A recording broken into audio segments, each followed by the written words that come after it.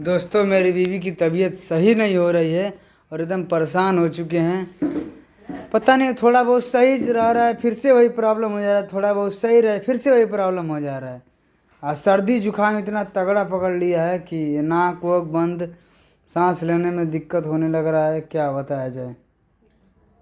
खाना वाना नहीं खाया जा रहा है। दोस्तों जब खांस रहे हैं तो सीना बहुत ज्यादा दर्द कर रहा है। खांसने पर सीना में दर्द कर रहा है।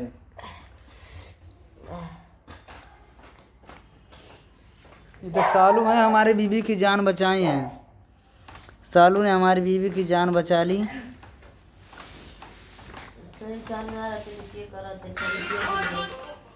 सालू ना रहती तो के करत तुअर भतरा करत और के करियो। आयो मैया। अच्छा हम खराब है अच्छा दीदी आज कहीं तो आराम मिला था। गर्मी आई है पूरे कन्या मैंने लाला कम बहुत देर तक ऐसे करे बात तब समझ में। अच्छा हम तोर सेवा नहीं करीला, चल जाए छोड़ के दूसर खोज ला तब। तो एक गोड़ा तू माला तब नहीं जाना देखिला कैमरा के पकड़ी मतलब कैमरा पकड़ ले बहुत मने वाला। चलो ठीक बा।